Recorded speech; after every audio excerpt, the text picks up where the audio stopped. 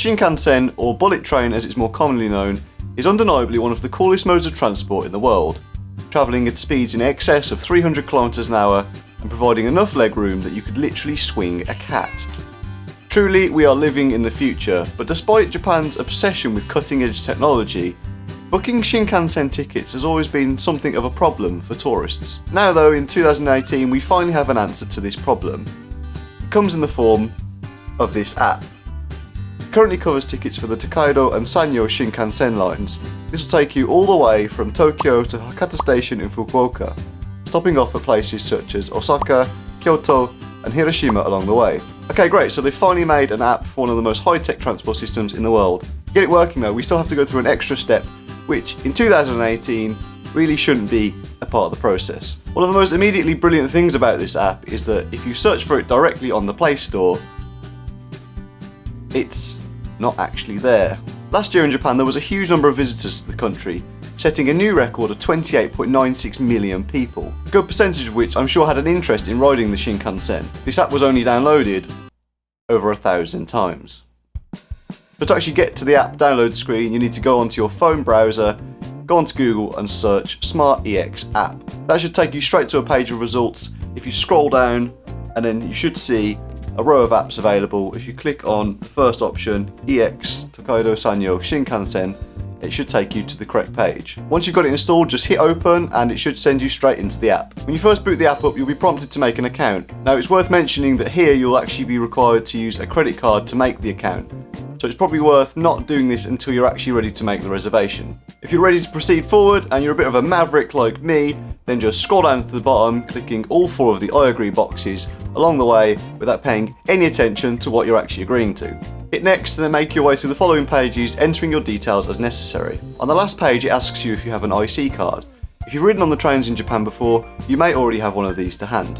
IC cards are the electronic top-up cards that make boarding a train as easy as placing a small piece of plastic on top of a slightly larger piece of plastic. Here I've got a Suica card, but in Japan there are many brands such as Pasmo, Hayakaken and Manaka. If you don't have one of these cards, then don't worry, you can just fill this in at a later date. Okay, so we're all signed up and now we're ready to log in. Okay, so straight on the home menu you've got options to book the train straight away. There's very little to this app, it just lets you book the train and pick the time, and that's pretty much it. So there's 3 options at the top. There's by time, by train or non-reserved seat. The non-reserved seats are just an open ticket which you can get onto any train on that given day. The by train option is probably best for people that actually live in Japan, as it actually requires you to know the train number before it lets you search for the train. For example, if we click here on the Tokyo Nozomi train, we're required to enter a 3-digit number. A lot of the trains in Japan run on such a tight schedule that each time slot has its own number, so if you know that you get the Nozomi 19 every day, for example, then you can search that on here and buy tickets just for that train particularly. If you're booking from abroad or you just don't know which one you want to get, then the best bet is to just search by time and date. Today's date is the 28th of January and the app allows you to search for up to 30 days ahead for train time. So if I click on the time here, I can go all the way up to the 28th of February. If you're looking for the express options, when you click on the From tab, you're looking at the top 4 stations. All the stops below the line can be booked on the regular service. So for my test search, I've picked a random date, a random time, and I'm going to go from Tokyo to Hakata. So let's just hit search and see what it gives us.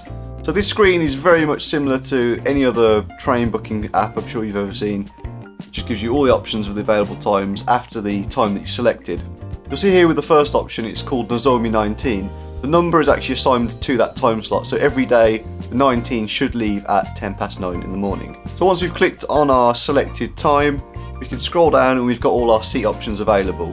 You can see you've got reserved seat, non-reserved, and there's 2 options for seats, which is ordinary and green car. Green car is basically first class, it's just called green car. But honestly, the Shinkansens are very comfortable and you get a lot of room for the standard economy class. So unless you're really particular, I wouldn't bother paying the extra for the green car. I would advise here though, paying the extra small difference and getting the reserved ticket over the non-reserved ticket.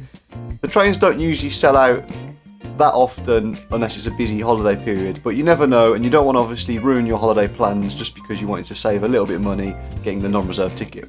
So once you've got your ticket selected, just click continue and you'll go to the next page. So this is the final page before you actually complete your reservation, and like I said earlier, you have to actually enter your card details before you make your account. If you click the purchase button here, the purchase will be made and your card will be charged, so Take caution on this page as it's the final thing before you actually confirm the tickets. Before you finalise the transaction, you want to make sure that you've got all your date, time and destination set correctly. Double check the price so you know what you're paying and then click purchase to finish. Once you've completed your purchase, you'll receive a confirmation email, but you'll also be able to check the details of your reservation within the app itself. Just return to the home page, swipe in from the left and click on the reservation list button. As you can see here, I've got no reservations made at the moment, but this is where all your booked reservations should appear.